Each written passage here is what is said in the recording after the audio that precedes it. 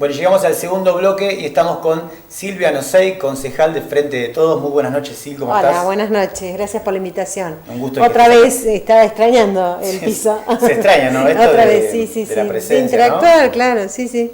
Bueno, sí. Tenés para contarnos ahí, presentaste una orden, perros potenciados peligrosos.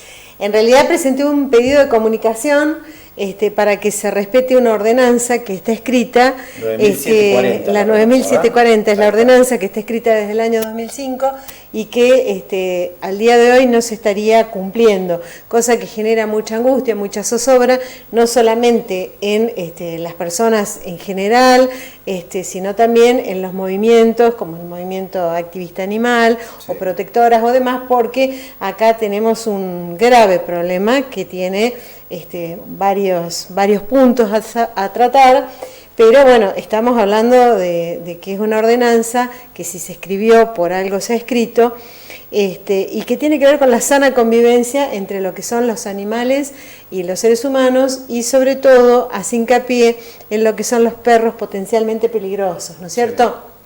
Para ello hay 4 puntos, 4 pilares en los cuales se basa esa ordenanza y por los cuales nosotros hemos pedido que el pedido de comunicación es un pedido de informe para que nos digan a ver por qué no se está cumpliendo esa ordenanza, para que el Ejecutivo nos diga por qué. Los 4 puntos más relevantes que tiene esa ordenanza es, primero, que haya un registro de tenedores de perros potencialmente peligrosos. ¿Qué quiere decir esto? Nosotros cuando adquirimos, por el medio que sea, un perro de esas características, tenemos que ser muy responsables, ¿sí? Es como comprar un arma, entonces, claro, para ello tiene que haber un registro. Al ser vos el tenedor, tenés una serie de compromisos y una serie de cosas a tener en cuenta que no lo podés obviar por el peligro que reviste el animal y también para que el animal esté bien tratado y para que también viva en condiciones dignas. Entonces, debe haber un registro de tenedores de perros potencialmente peligrosos. Ese registro no está siendo respetado, no se hace un registro serio y formal de la situación, por eso también ocurren episodios que después no aparece el dueño, no aparece el responsable en definitiva de ese animal, que es un animal y como tal no tiene la conciencia que tenemos los seres humanos, ¿no es cierto? Entonces se puede derivar en situaciones muy riesgosas para la vida de otras personas, también para la vida de otros animales. Ese es uno de los puntos que trata la ordenanza. Otro de los puntos es la castración, o sea, hay que controlar la castración y hay que hacer una castración responsable, porque si ustedes miran lo que es el centro, la zona centro, los barrios, increíble, ¿no? Pero en las zonas céntricas, en todos los edificios tienen ya sus propios perros, que son los que serían, digamos, semidomésticos, se les dice, porque si bien no son de nadie, han sido perritos abandonados, cachorritos que por no realizar las castraciones han nacido en cualquier lugar, bajo cualquier circunstancia, y van quedando en algunos lugares que son cuasi adoptados por, si entras a la municipalidad tenés el perro o los perros que están, si entras a un banco, al ANSES, siempre hace años. Claro, entonces también hay que controlar ese tipo de lo que sería la fauna urbana. Sí. Después otro de los puntos que tiene que ver con la ordenanza es que una persona que vaya a ser tenedor de un perro potencialmente peligroso tiene que tener, así como te hacen un psicofísico, justamente cuando vas a comprar un arma, también tendría que ser esto en el caso de los tenedores de ese tipo de animales. Entonces, ha sido una... A ver, ¿por qué salimos nosotros a pedir hacer este pedido de comunicación, este pedido de informe?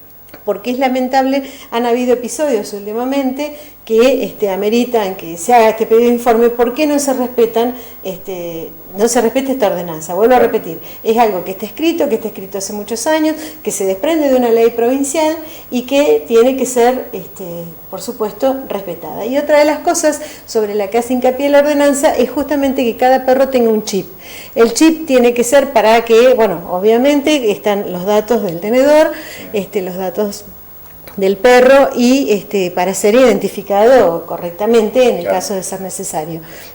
Así que bueno, sobre eso se está trabajando. Nosotros nos hemos reunido con el movimiento activista animal, que está trabajando el tema, que están muy preocupados, que están realmente muy preocupados porque entienden que las cosas van empeorando. Hubo un periodo de recesión de castraciones, cuando en realidad en plena pandemia y con lo que implica el tema de la salud, ¿no es cierto? Más que nunca se tendría que haber tenido en cuenta el tema de la castración. Así que bueno, es una preocupación que no es solamente de los proteccionistas o de los movimientos como en el caso del movimiento activista animal, sino que ya es una preocupación de toda la ciudad, ¿no es cierto? El otro día nos mandaban fotos a través de un grupo de la cantidad de perros abandonados y perros sueltos en los barrios. Es impresionante. La otra vez, hace una semana, si mal no recuerdo, un señor encontró, le habían dejado, es profeso seguramente, 6 perritos, 6 cachorritos en la puerta de su casa. Fue a bromatología, dijeron que no los podían recibir. Entonces la pregunta es, ¿qué hace ese señor? Porque también el señor obra de buena fe, no los quiere abandonar, no quiere dejarlos tirados. Se llama seguramente proteccionistas y personas que tienen esos sitios donde hacen el tránsito de los animalitos y demás, pero también están desbordados, también estamos en una situación de crisis y eso también afecta a todos. Son organizaciones, la mayoría solidarias, o sea que también hay que respetar ese trabajo que hace la gente de buena fe, ¿no es cierto?, por amor a los animales, pero bueno, el Estado tiene que estar más presente que nunca. Si no, siempre, como pasa con los seres humanos, y acá siempre pongo el mismo ejemplo, pasa que en definitiva termina siendo la solidaridad la que tapa esos baches, pero con la solidaridad sola no alcanza, ¿no es cierto? Así que bueno, es un tema a tratar, es un tema muy interesante. Yo no había abordado mayormente el tema de los animales, si bien estoy en la Comisión de Salud y Desarrollo Social, siempre les digo que me aboqué más a las personas, pero eso no quita que no sea una preocupación y que tenga que ver justamente con la salud, no solamente la salud animal, sino también la salud y la seguridad de las personas, ¿sí? Así que bueno, aprendiendo también, porque hay muchas cosas, y porque uno no es de todo lo bueno, entonces claro, hay cosas, detalles que sinceramente gracias a las personas del movimiento activista animal, y que bueno, estoy ahora ingresando un poco, haciendo mis primeros pasos en participar en Copecos, aunque más no sea de manera virtual, estoy tratando de ponerme en autos de un montón de situaciones.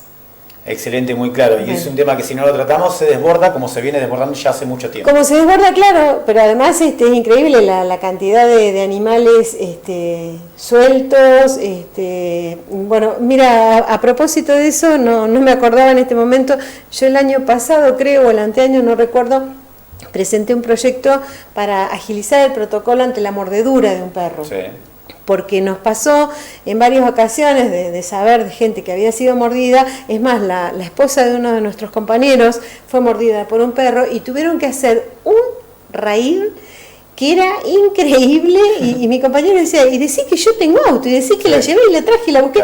Claro, pero si no, a alguien que lo muerde, tener que hacer ese periplo del hospital a bromatología, de bromatología otra vez al hospital, si el dueño está reconocido, si no, o mejor dicho, si el perro está reconocido por un dueño, entonces ahí podés indagar si tiene o no las vacunas. Bueno, toda una historia, yo ahora no recuerdo muy bien, porque lo escribí, pero no lo tengo muy presente, pero también ya venimos desde hace tiempo con esa problemática, sumada a los que son potencialmente peligrosos.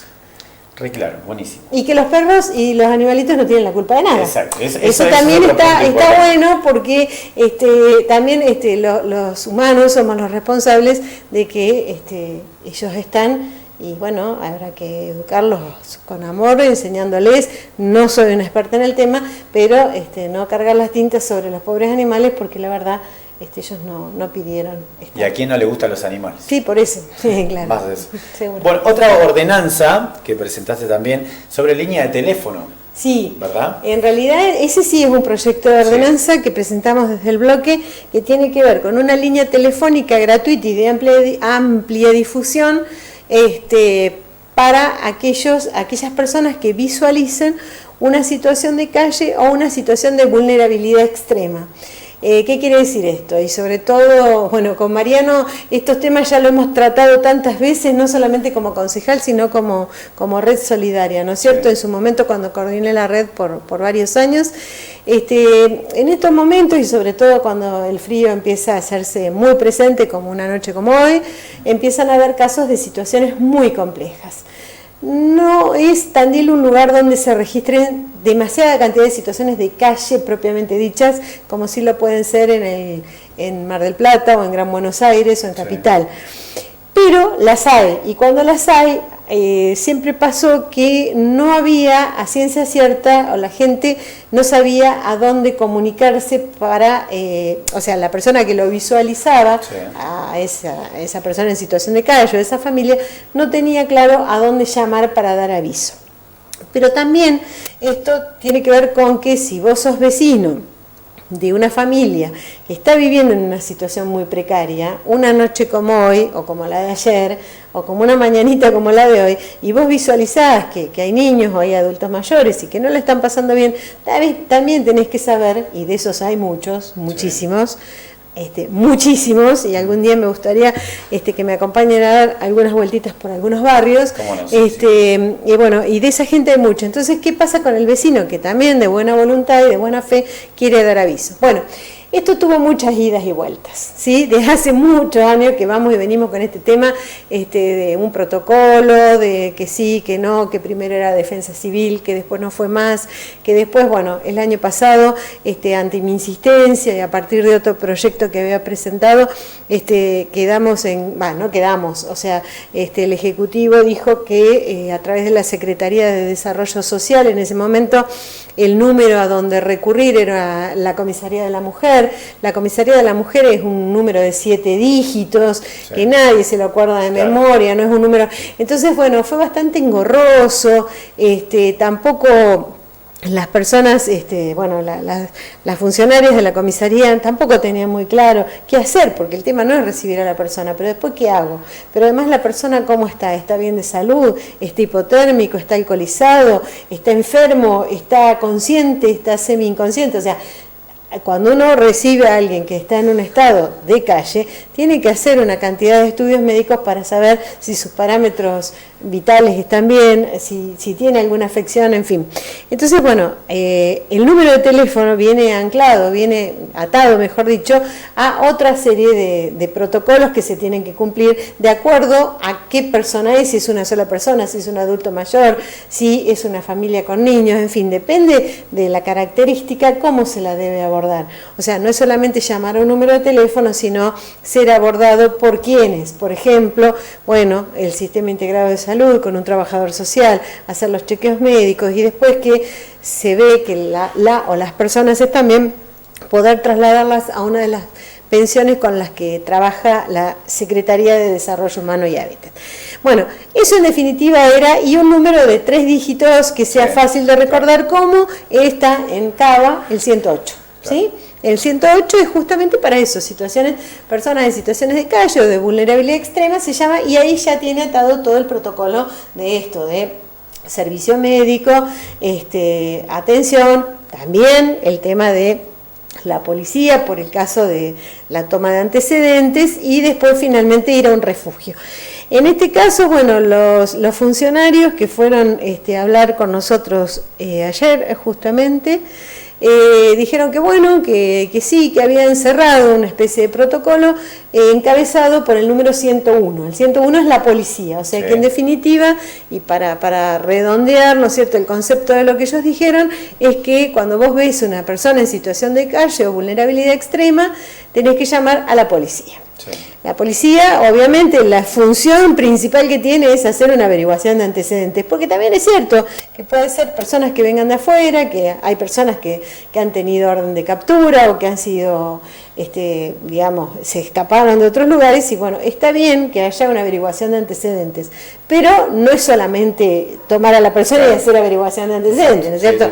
Sí. Porque si la persona no hizo nada, también tiene derecho a recibir una atención médica y un lugar donde estar hasta tanto se defina si es una situación, como decían ellos, si es una conflictiva familiar o si es alguien que vino de afuera, que se les paga un pasaje para que se vuelvan, o si es alguien que directamente no tiene dónde vivir.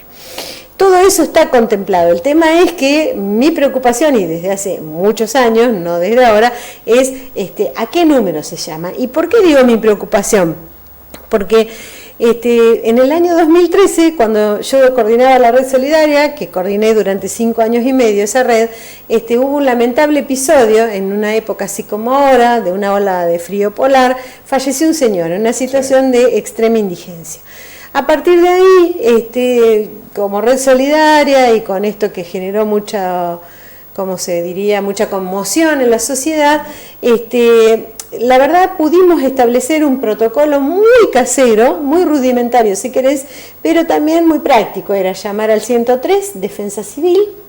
Después de ahí alguien, digamos, el personal de Defensa Civil hacía la interacción con el Sistema Integrado de Salud, se llevaba a las personas a hacerse un chequeo médico y a partir de ahí, de cómo estuvieran, se las llevaba una pensión y a partir de ahí también ropa, comida, frazadas y todo eso que a partir de la interacción con Red Solidaria sabían que nosotros le podíamos conseguir. Eso funcionó en su momento y ese invierno que fue tan duro tuvo, digamos, una pseudo tranquilidad porque sabíamos que de eso se podía hacer uso y que estaba ya, incluso se había dado aviso a la ciudadanía. Bueno, después durante un par de años más estuvo vigente, con sus más y sus menos, porque repito, tampoco eran que habían tantas situaciones, y repito, eran también otras épocas donde había mucha menos crisis como la que está habiendo ahora. Entonces, bueno, lo que hubo que, digamos, a lo que hubo que responder se pudo responder. Después, bueno, eso se disolvió, no hubo más articulación, no pudimos seguir con la nueva, digamos, con las nuevas autoridades, y quedó un vacío, pero quedó un vacío, fíjate que es esto, ¿no? Un vacío que, por otro lado, cada vez se iba llenando más de necesidad. Claro. ¿Sí? ¿Por qué? Porque todos los inviernos, también ocurre en los veranos o en primavera, pero generalmente en los inviernos nunca faltaba una llamada, incluso a mi teléfono particular, a ver qué se hacía una noche. Algún vecino que tenía mi teléfono porque llamaba acá al multimedio o a otro colega de ustedes y le daba mi número de teléfono porque sabían que yo más o menos había andado en el tema. Claro. Y no está mal, pero el tema es que yo qué hago, no sé. ¿Se entiende? Entonces, bueno, a partir de eso empezamos a... yo lo seguí batallando como coordinadora de la red y después ya como concejal he presentado incluso proyectos que, más allá de que el espíritu del proyecto es otro, también venía incluido un número de teléfono de asistencia inmediato, un número cortito, conocido. Bueno, como todas las cosas por ahí circulan por las comisiones, pero no se terminan de... Nunca... a nosotros por ser oposición nos cuesta bastante que nos aprueben un proyecto, entonces bueno, este último fue muy breve, donde decimos, bueno, una línea telefónica atada a un par de, digamos, de acciones que sean claras a seguir, como la asistencia médica y demás. Y bueno, vuelvo a repetir, estuvieron miembros del Ejecutivo ayer dando digamos, esto de que va a seguir siendo el 101 y que a partir de ahí hay abordajes que lo hacen a través de una trabajadora social y que ella los derivará, ya sea si hay una cuestión que tiene que ver con niñez o si con violencia de género y demás. Esperemos que realmente les funcione. Te felicito y los felicito por esto también, porque la ciudad de Tandil viene creciendo y obviamente va a haber más situaciones. Yo lo que pedía era una línea que no fuera la policía. Claro. Bueno, ellos dicen que no, que va a ser por ahora la policía la que se ocupe de eso.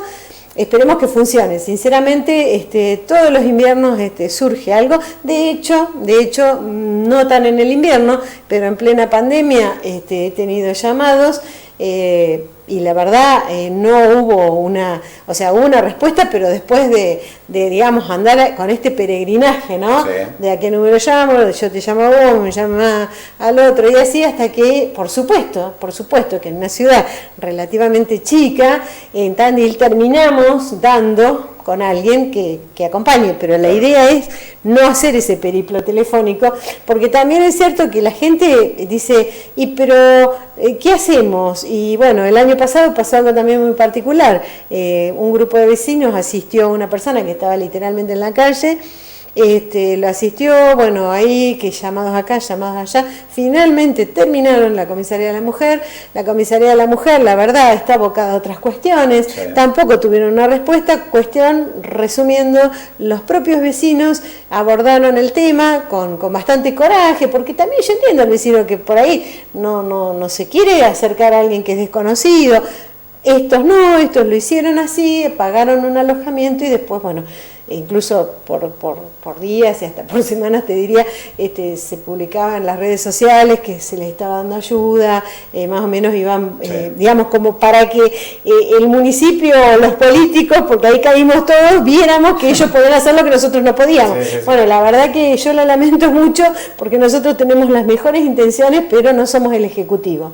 Así que bueno, ese era uno de los proyectos que bueno, no sé si por ahí ojalá la forma que establecieron de este resorte, que tal como lo establecen desde el Ejecutivo, pueda resultar. Excelente y muy claro, y gracias por eso. No, por favor. Como para ir terminando, sí. Y nombraste recién una palabra muy importante, dijiste pandemia. ¿Qué pasa con la pandemia? Bueno, ¿qué tema? ¿Cómo lo ves por arriba? Comentamos un poquito para ir cerrando el bloque. Hablaríamos horas, claro, no. Bueno, primero principal decir que la pandemia existe. Lamento por las personas que creen que esto es un invento y que es nada más crear miedo. La pandemia existe y lo hemos visto en el mundo entero. Hemos visto la cantidad de muertos que han habido en otros países y encima los rebrotes que están habiendo, que eso también es preocupante, porque sí. En países donde se daba como por, no sé si extinguido es la palabra, pero donde se daba por terminada la situación, empezaron a aflorar nuevamente casos. Así que bueno, esto es muy serio, es muy grave. Es un enemigo totalmente desconocido y por desconocido, por eso también es tan peligroso, ¿no es cierto? Nosotros en Tandil, la verdad que hemos tenido pero muy buena, la verdad, estamos muy bien, han habido solamente 4... Parece que la pandemia se olvidó sí, y que no hubo circulación comunitaria, que eso es importantísimo. Acá hubo una, digamos, como un colchón de medidas que estaban previendo un escenario mucho más grave. Por suerte no llegamos a eso y esperemos no llegar. Exacto. Lo que pasa es que, bueno, con estas aperturas que se dan, también es posible que el virus entre. Por eso tampoco hay que escatimar controles, tampoco hay que escatimar, bueno, hay que hacer caso. La gente, dentro de lo que se pueda, se tiene que cuidar lo más posible. El tema de que acá tengamos una fase 5 es muy bueno, pero también hay que comprender que es muy bueno en tanto y en cuanto sigamos siendo cuidadosos y sigamos respetando los que nos piden que respetemos, ¿no es cierto? Desde el uso del tapabocas hasta no estar en lugares cerrados con amontonamiento de gente, conservar la distancia, el distanciamiento social, el tema de las reuniones y demás. Hay que hacerlo, pero no es por una cuestión caprichosa o porque nos estén metiendo miedo, es porque evidentemente y a las pruebas nos remitimos en el mundo entero las cosas que han pasado. Sí. En Tandil, bueno, la pandemia, la parte sanitaria evidentemente está muy bien. Hemos tenido muy buena, digamos, hasta el día de hoy, con muy pocos casos y todos recuperados y ninguno, digamos, todos habían sido por contacto o por viaje o por contacto con gente de afuera, cosa que celebramos que no haya circulación comunitaria. Lo que sí se está sufriendo y mucho es la cuestión social, ¿no es cierto? Claro. La cantidad de necesidades que la gente está teniendo a partir del tiempo que estuvieron sin trabajar, muchas personas. A partir de la gran cantidad de trabajos informales que tenemos en todo el país, ¿no? Sí. Pero estamos hablando de nuestra ciudad, entonces hay mucho trabajador informal que se vio totalmente de un día para otro sin ningún tipo de ayuda, en cuanto a su trabajo. Después fue el ANSES el que puso una cantidad de dinero muy importante en el bolsillo de las personas, a través del IFE, a través de los ATP. Los ATP han funcionado muy bien en tanto y en cuanto el patrón tuviera a los empleados en blanco. Si no los tenía en blanco era un problema porque no había posibilidad de obtener esa ayuda. Así que bueno, yo creo que esto va a dejar una secuela social muy grande, donde acá se desnuda también absolutamente el trabajo, digamos, la cuestión de la informalidad, de la cantidad de trabajadores en la informalidad absoluta, de la cantidad de familias enteras con padre, madre, incluso hijos mayores, que todos trabajan en la informalidad. Esto desnuda una realidad que todos la sabemos, pero como esto no había pasado nunca, con sus más y con sus menos, la gente seguía trabajando, aún en plena crisis. Los 4 años anteriores fueron devastadores, pero en plena crisis el que podía trabajar seguía trabajando. En cambio ahora esto desnudó una realidad que vamos a tener que repensarla, ¿no es cierto? Lo que es el trabajo informal en nuestro país. Silvia, un gustazo tenerte acá. Bueno. Esto da para un montón. Sí, te mucho. Vamos a invitar a otro programa. Porque por ahí también, además, lejos está de generar miedo y mucho menos. Lo que sí, hay que cuidarse mucho, las personas, sobre todo las personas adultas mayores, los que no tengan necesidad de salir, que no salgan, la verdad. Nadie se muere. Entiendo el que tiene que salir, los que salimos a trabajar todos los días, bueno, hay que salir, entiendo el que es sostén de familia, pero la verdad que el que se puede cuidar, que se cuide. ¿Sí? Muchísimas gracias por estar acá. No, gracias a ustedes. Gracias. Las puertas de MAT siempre están abiertas. Bueno, sí, ya sé. Así que nos vemos acá. en otra oportunidad. Soy casi socio vitalicio. Un gustazo. No, gracias. Silvia Nosey con nosotros. Bueno, vamos a una pausa y enseguida volvemos.